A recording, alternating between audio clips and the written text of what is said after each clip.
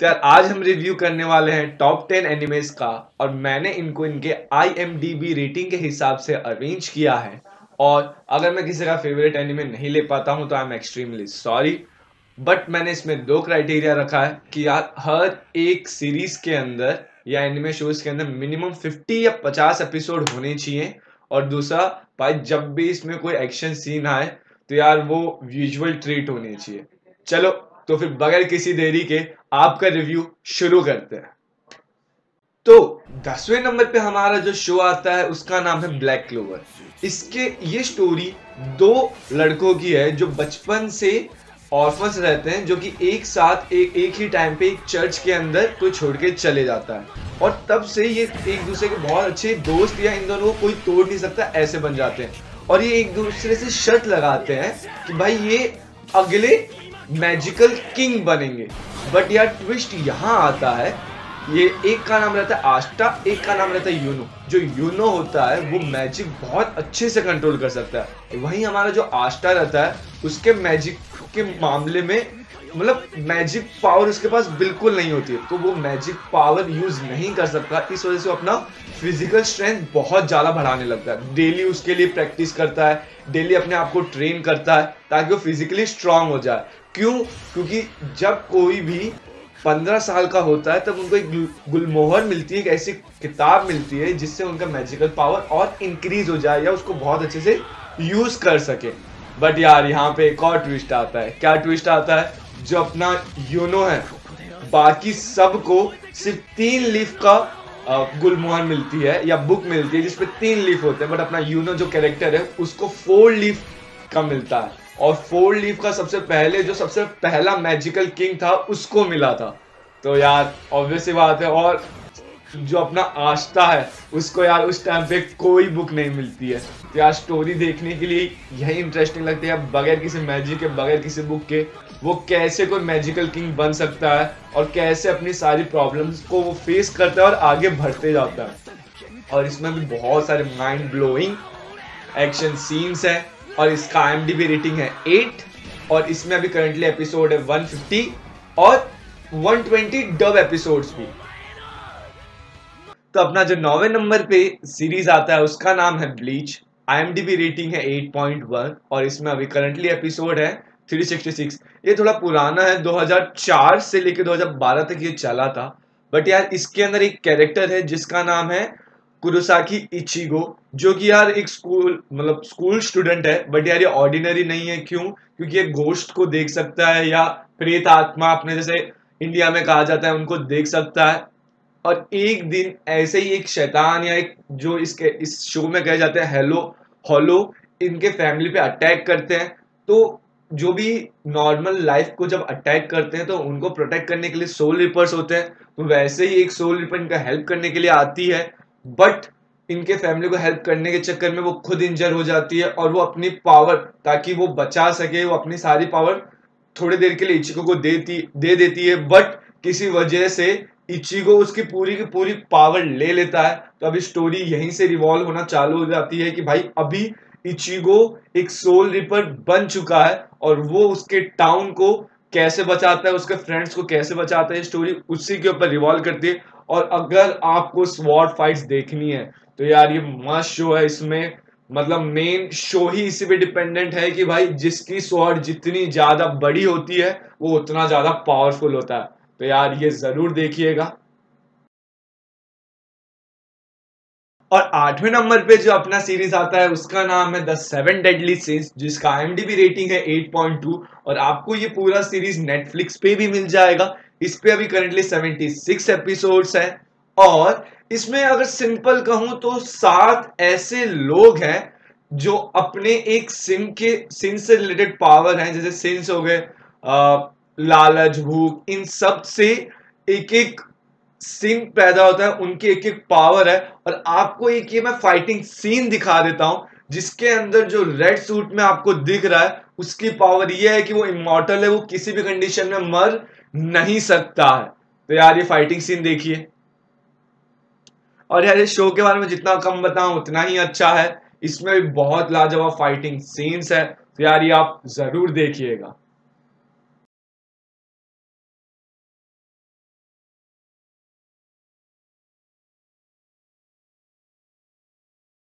तो यार हमारा 7वें नंबर पे आता है ड्रैगन बॉल। और यार ड्रैगन बॉल बेसिकली 3 पार्ट में डिवाइडेड है, ड्रैगन बॉल जी, ड्रैगन बॉल सुपर और सुपर। तो भाई इसके अंदर तो एक्चुअल में सुपर है, क्यों इसमें गॉड लेवल की फाइट दिखाई है। क्यों इसमें जो अपना मेन कैरेक्टर है गोकू, वो एक्चुअल में गॉड्स के साथ लड़ता है, गॉड्स के लिए लड़ता है। और इसका एक सिंपल प्लॉट ये है कि आपको ड्रैगन बॉल कलेक्ट करनी होती है, 7 ड्रैगन बॉल्स होती हैं और उनसे आप कोई भी विश मांग सकते हो। बट यार इसमें जो फाइटिंग सीन्स है, और हमने कहीं ना कहीं कैसे ना कैसे अपने बचपन में कार्टून नेटवर्क पे ड्रैगन बॉल जी देखा ही है। और अगर लॉकडाउन है तो आपको ये सीरीज देखनी चाहिए। क्यों? क्योंकि इसका जो ड्रैगन बॉल है उसमें एपिसोड है 153 और जो अपना ड्रैगन बॉल जी है उसमें एपिसोड है 277 और जो अपना लास्ट ड्रैगन बॉल सुपर है उसमें एपिसोड है 131 और इसका IMDb रेटिंग है 8.6। तो आप यार ये जरूर देखिएगा। एक गोकू नाम का कैरेक्टर है, वो बचपन से लेके बड़ा होने तक उसकी पूरी स्टोरी आपको इन तीनों सीरीज के अंदर मिल जाएगी। और हाँ, मैं इसमें ड्रैगन बॉल GT को नहीं इंक्लूड कर रहा हूँ। रीजन ये है कि भाई ड्रैगन बॉल जो GT है उसका कोई भी कनेक्शन नहीं है ड्रैगन बॉल सुपर के साथ। इवन उनके डायरेक्टर उन्होंने भी ये चीज कह दी है। और 6वें नंबर पे आता है माय हीरो एकेडमिया। इसमें अभी करंटली एपिसोड है 88 और इसका IMDb रेटिंग है 8.5। यार ये मेरा पर्सनल सीरीज है। इसमें यार ये सीरीज का सबसे मतलब सिंपल प्लॉट बताऊं तो यहाँ पे हीरोज और सुपर हीरोज एग्जिस्ट करते हैं, क्योंकि 90% पॉपुलेशन के पास कोई ना कोई तरीके की सुपर पावर्स है। और अगर आपको सुपर हीरो बनना है तो आपको एक सुपर हीरो स्कूल में जाना पड़ेगा। और यहाँ एक लड़का ड्रीम करता है कि यार वो सुपर हीरो बनना चाहता है बचपन से, बट यार अनफॉर्चुनेटली उसके पास कोई भी पावर नहीं रहती है। ये सीरीज उसी के आसपास इवॉल्व करती है कि भाई उसको सुपर पावर मिले तो कैसे मिले, या फिर वो सुपर हीरो बने तो कैसे बने। तो इसी के लिए एक पूरा स्कूल है। और यार इसमें भी जो फाइटिंग सीन है ऑसम। और जो इसके मेंटर रहते हैं उसका नाम है ऑलमाइटी, जो इसके बचपन से आइडियल रहते हैं। ये उन्हीं की तरह बनना चाहता है और वही एक दिन इसको सेव करते हैं और वही फ्यूचर में जाके इसको ट्रेन करते हैं सुपर हीरो बनने के लिए। तो यार मतलब मेरा तो इसने दिल खुश कर दिया है। और इसका जो IMDb रेटिंग है वो है 8.5।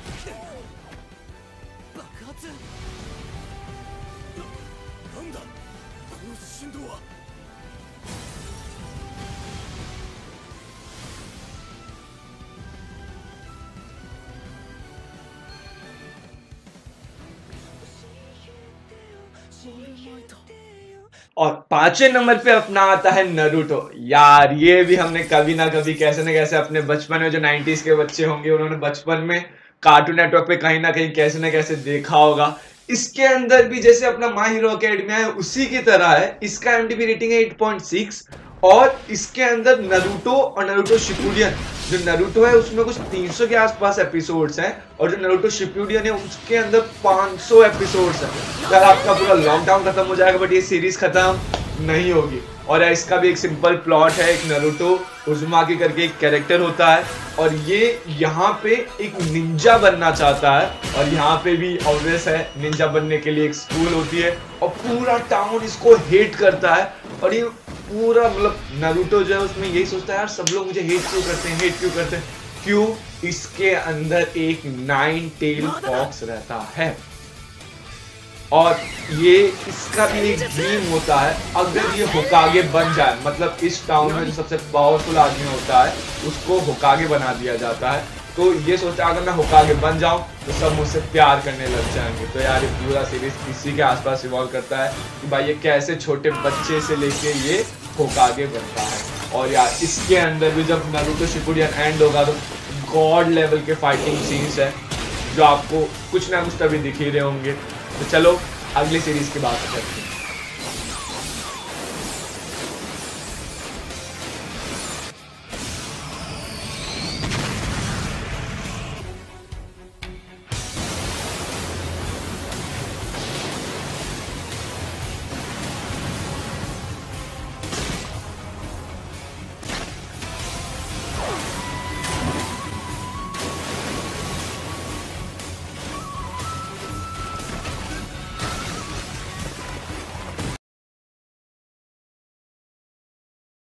तो यार अगला सीरीज है वन पीस।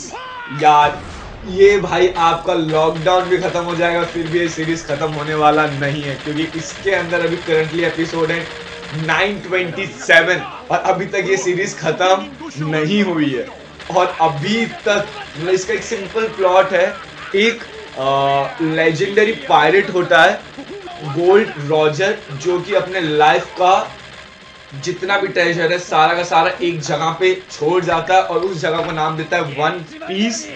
और जो अपना मंकी डी लूफी है वो अगला पायरेट किंग बनना चाहता है तो वो वन पीस ढूंढता है।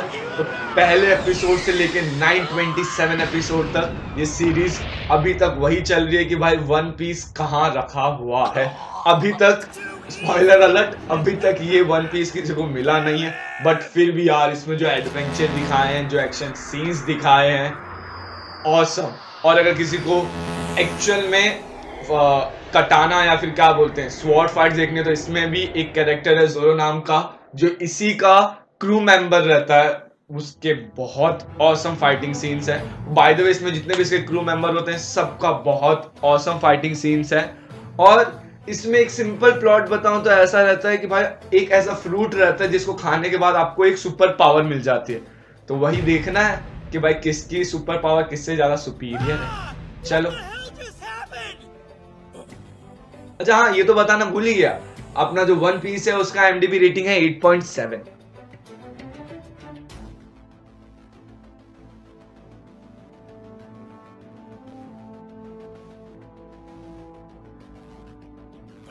Do anything, and he still knocked them all out.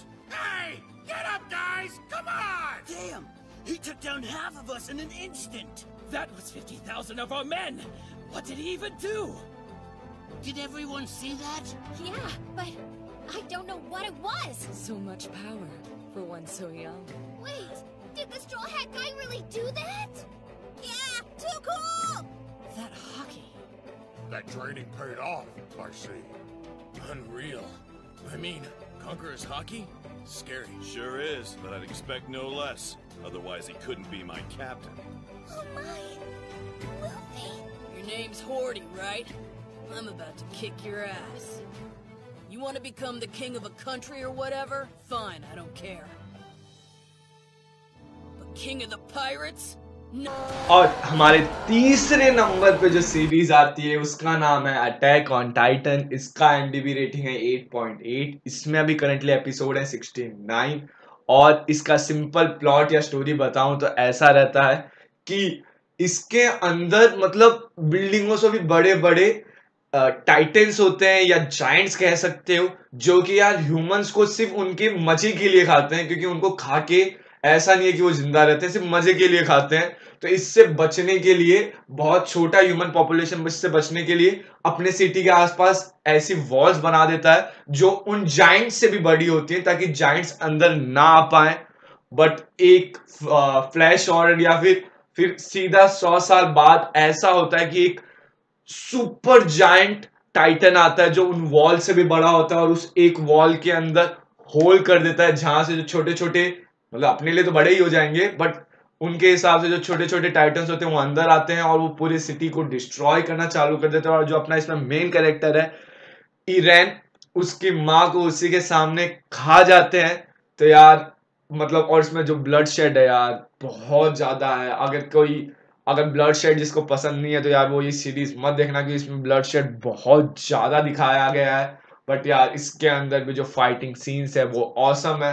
और यार इस सीरीज के अंदर सबसे बड़ा ट्विस्ट तब आता है जब इरेन बड़ा हो जाता है। वो खुद एक दिन एक टाइटन के साथ फाइट करता है और जैसे टाइटन उसको खा लेता है वो खुद एक टाइटन बन जाता है।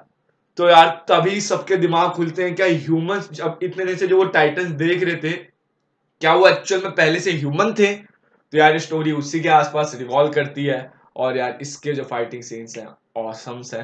और इसमें मिलिट्री बेस ज्यादा है। जिसको मिलिट्री बेस शोज या एनिमे देखने का शौक है वो ये जरूर देखिएगा।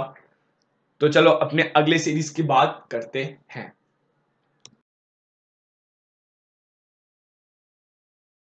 सेकंड नंबर पे जो सीरीज आती है उस सीरीज का नाम है हंटर एक्स हंटर, जो कि मैं नई सीरीज की बात कर रहा हूं जो 2011 के अंदर रिलीज हुई थी, जिसका IMDb रेटिंग है 8.9, जिसमें अभी करंटली एपिसोड है 148। ये सारे के सारे आपको डब मिल जाएंगे। इसमें यार ये एक ऐसा वर्ल्ड है जहां पे हंटर लोग एग्जिस्ट करते हैं। हंटर्स का काम होता है जो भी क्रिमिनल्स होते हैं उनको कैप्चर करना या ऐसे ट्रेजर हंट करना या ऐसे एक्टिविटीज करना जो नेक्स्ट टू इम्पॉसिबल हो। और इसमें जो मेन कैरेक्टर है गॉन, उसके फादर भी हंटर होते हैं और जो उसको बचपन में ही उसको छोड़ के चले जाते हैं। तो इसके दिमाग में एक ही रहता है कि अगर ये भी हंटर बन जाए तो यार ये अपने पापा को ढूंढ सकता है। तो यार ये हंटर बनने के लिए चले जाता है और वहां पे वो 3 और लोगों से मिलता है, जिसमें एक डॉक्टर होता है, एक असैसिन होती है और एक और बंदा होता है जिसका नाम होता है कुरापिका। मैं अगर नाम सही ले रहा हूं तो, नहीं ले रहा हूं तो आई एम एक्सट्रीमली सॉरी। और भाई जो किलवा रहता है वो एक असैसिन फैमिली से बिलोंग करता है। तो ये पूरा स्टोरी उसी के आसपास रिवॉल्व करता है कि भाई यार ये लोग कैसे हंटर का एग्जाम क्वालिफाई करते हैं और कैसे ये लोग हंटर बनते हैं। तो यार जो एडवेंचर फेस करते हैं, जितना डिफिकल्टी फेस करते हैं, वो देखने में बहुत मजा आने वाला है।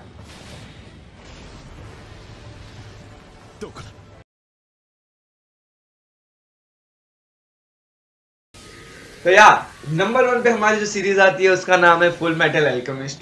फुल मेटल अल्केमिस्ट ब्रदरहुड का IMDb रेटिंग है 9.1 और बेसिकली इसके अंदर 2 शोज निकले हुए हैं। पहले का नाम है सिर्फ फुल मेटल अल्केमिस्ट और दूसरे का नाम है जो 2009 में रिलीज हुआ था, full metal alchemist brotherhood. But यार लॉकडाउन है तो मैं सजेस्ट करूंगा आप दोनों के दोनों देखो। और इसका IMDb रेटिंग 9.1 है। ये बेसिकली एक ऐसा वर्ल्ड है जहाँ पे एल्केमी एग्जिस्ट करती है और यहाँ पे एल्केमी करने के लिए एक सिंपल रूल है, अगर आपको एल्केमी से कुछ क्रिएट करना है तो आपको सेम अमाउंट या सेम वैल्यू की चीज सेक्रीफाइस करनी पड़ेगी। और यहाँ पे जो अपना मेन कैरेक्टर है वो फेमस एल्केमिस्ट है जिसका नाम है एडवर्ड एल्रिक और उसी को लोग फुल मेटल एल्केमिस्ट के नाम से जानते हैं। बट यार एक ऐसे ही एक एल्केमी एक्सपेरिमेंट के अंदर वो अपने भाई को खो देता है, बट अपने भाई की सोल को वापस लाने के लिए वो एक आर्मर के साथ अपने भाई की सोल को अटैच कर देता है। और क्योंकि उस सोल को अटैच कर रहा है इस वजह से उसको कुछ सेक्रीफाइस करना पड़ेगा। इस वजह से उसका आर्म वो एल्केमी छीन लेता है, मतलब उसका हाथ गायब हो जाता है। अब ये स्टोरी इसी के आसपास रिवॉल्व करती है कि भाई कैसे उसको उसके हाथ और उसके भाई की बॉडी रिटर्न मिल सकती है। और तो उनको एक चीज पता चलती है, अगर उनके पास फिलोसोफर स्टोन रहे तो यार उनको ये एल्केमी ऐसी मिल जाएगी जिससे उसका भाई और उसका हाथ उसको रिटर्न मिल सकते हैं। तो यार इसमें भी बहुत ऑसम फाइटिंग सीन्स है और जो ये शो का एंडिंग है भाई साहब ये भी बहुत ऑसम है यार। इसके अंदर भी एक चीज बताऊं, इसमें जो विलन्स होते हैं उनके पास भी वो भी एक 7 सीन्स ही होते हैं। जैसे हमने थोड़ी देर पहले बात किया था 7 डेडली सीन्स, इसके अंदर भी सीन्स होते हैं और उनके पास भी बहुत ज्यादा पावर्स रहते हैं। बट यहाँ पे जो 7 सीन्स होते हैं वो विलन होते हैं, वहां पे वो विलन नहीं होते हैं। तो चलो ऐसी और सीरीज अगर आपको देखनी है तो यार आप मेरा चैनल सब्सक्राइब कीजिए और नोटिफिकेशन बेल दबा दीजिए ताकि मैं ऐसे ही और टॉप 10 सीरीज लाऊं। इसके अंदर अगला जो मैं सीरीज लाने का सोच रहा हूँ जिसके अंदर मैं इंडिया की टॉप 10 वेब सीरीज डालूंगा। तो यार मेरे चैनल को प्लीज सब्सक्राइब कर लीजिएगा और ज़्यादा अपने दोस्तों के साथ शेयर कीजिए ताकि उनका लॉकडाउन पीरियड काफ़ी इजीली निकल जाए। चलो बाय।